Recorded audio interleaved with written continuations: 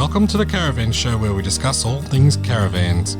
That's right, everything you need to know about caravans, from weights, towing, maintenance, appliances, renovations, buying a caravan, repairs, destinations and reviews. We'll also chat with some Aussie legends, manufacturers, suppliers and of course people who love caravans. Take it away, Roy. G'day everyone. Now we've got a very special guest on this morning. Shane is the Mayor of the Geraldton area over in Western Australia. So welcome to our podcast this morning, Shane. G'day Roy, and g'day everyone out there. Shane, how long have you been a Mayor of Geraldton? This is my 5th year as Mayor and my coming up my 10th year on council. So just recently elected last October. So you must be fairly popular there at Geraldton if they keep voting you back in again. Yeah, we are a popularly elected mayor here by the people. It's not elected by councillors. So, one could say that, I guess. But, you don't want to blow your own trumpet too much, I guess. But, No, why not? You can. Shane, so tell me, your area there in Geraldton is obviously in Western Australia? Yeah, so Geraldton's located 400 kilometres north of Perth on the coast of the Indian Ocean. We're also the regional capital city of the Midwest region. The Midwest region itself is about 55,000 square kilometres and comprises about 12 different townships. Overall population, 55,000 people. And here in the city of Greater Geraldton, we have 40,000 people. And we really are that regional capital hub for all those small towns out and around to our east, north and south. So that's an area of about how many square kilometres? So the city of Greater Geraldton is 10,000 square kilometres. We 10,000. spread from the Indian Ocean to 160 kilometres east, past a town called Mullewa, and as far out as Pindar, where the famous wreath flowers are. We go about 20 kilometres north and 20 kilometres north from the centre and 40 kilometres south from the centre to make up that 10,000 square kilometres. Wow, I mean that's such a huge area. There are countries in the world not as big as that. Indeed, we are bigger than the Netherlands. Bigger than the Netherlands. Okay, that's good to remember. Our listeners are predominantly caravanners. They're looking to travel around the country or within the country at the moment. With this COVID-19, of course, we're being still fairly well limited. And your state, as I understand it, at this moment has still got their borders locked down. So they're saying we don't want you coming into our state at the moment. But even though, your government doesn't want people coming into Western Australia, and for good reason, I might point out, I'm not disputing their decision. But for people living within Western Australia, is still such a huge place with so much they can see. So even local Western Australians may or may not have discovered, Geraldton's as good a place to go as anywhere in the world, if not better. Look, I myself regularly holiday in our region. So from Geraldton, you can launch out to places like Exmouth and to Kalbarri, down south to Cervantes, and again inland to those more outback type experiences like Mount Magnet and Yalgoo.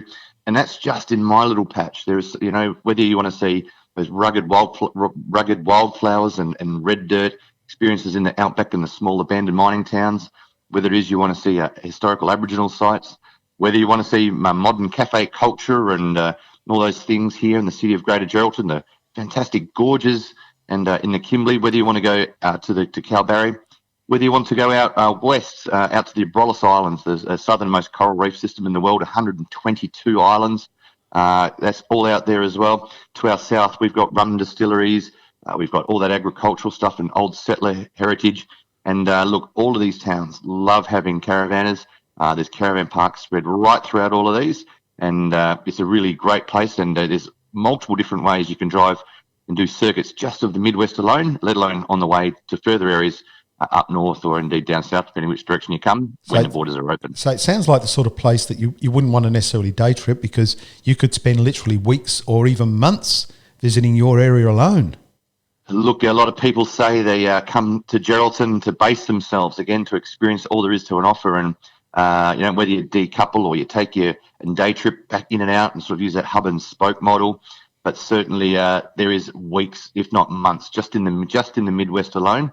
And for those that are doing the big lap, of course, you come through our patch on the way to other places, and we often hear stories of people that say, look, we just popped in to fuel up or get some food because, you're a big city. We want to go to remote places, and they get bogged down for a week or two, and then they realise that they can really head out to other areas and they come back, and it really is a fantastic place with so much to see and do. Definitely not day trippable in our patch. I can see why they keep putting you back in and electing you back in, Shane. You sound very passionate about your area of the world. Look, tourism's been a very big focus of ours here at the city and of mine personally.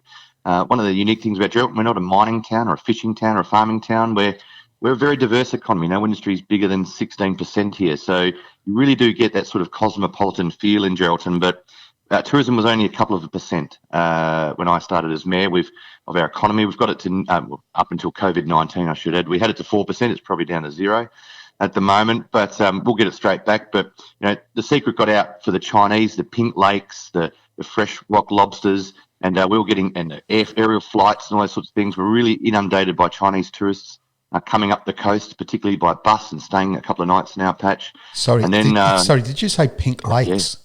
Yeah, we have a giant pink lake up at Port Gregory that people from all over the world fly to see, and anyone can drive up to it and hop in it and have a look at it and take photos with it and all those things. So a very, very famous attraction that's just been inundated. What makes it pink?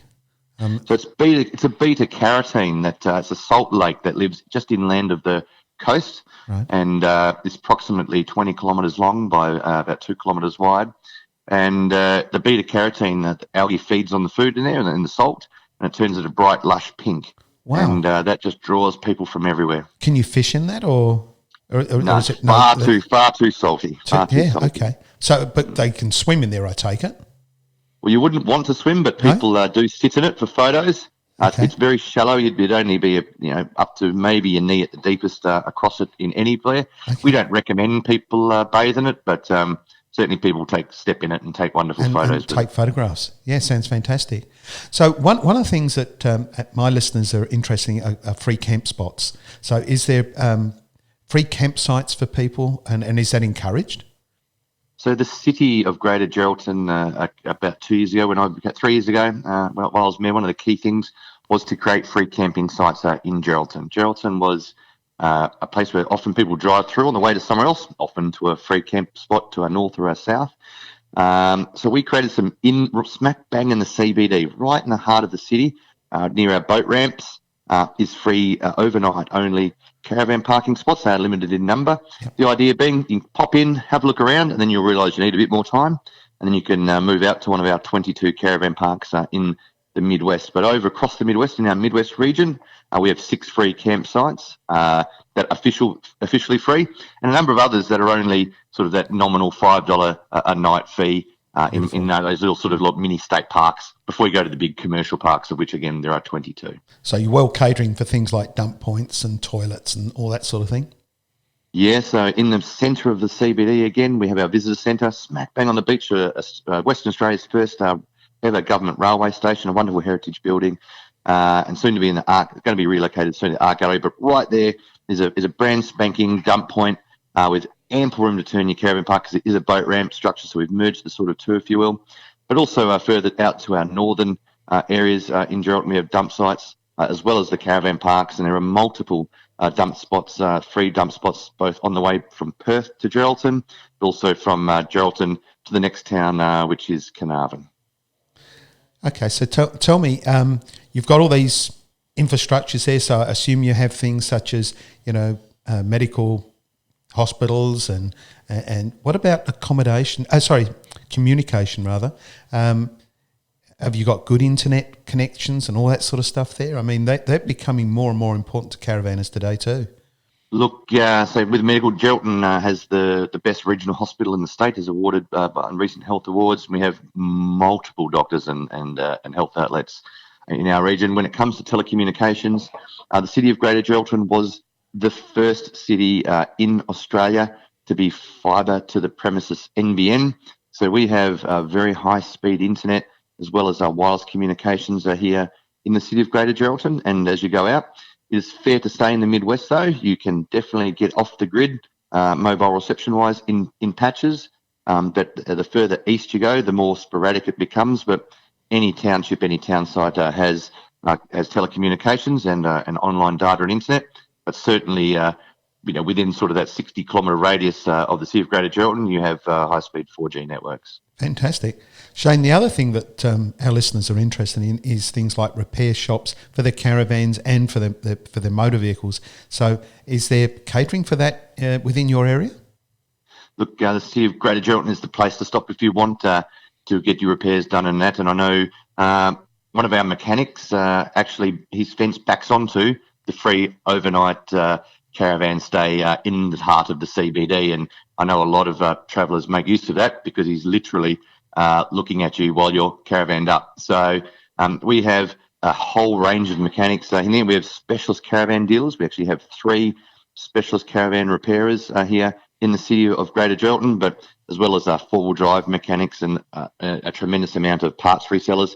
We're probably overweight, if anything, in mechanical repairs here in the city of Greater Geraldton. And even our small little townships, even places like Northampton, will still be able to take care of some repairs if need be, but it's a great place to pull in.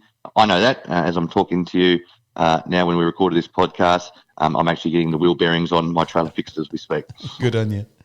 So, in effect, I mean, you're a location that most people would think would be very remote, but in effect, whilst we over on the eastern side of the country consider the west to be very remote, you've got it all catered for anyway. So, we really don't need to worry about going into an area that's we deem to be remote because you're laying it on regardless.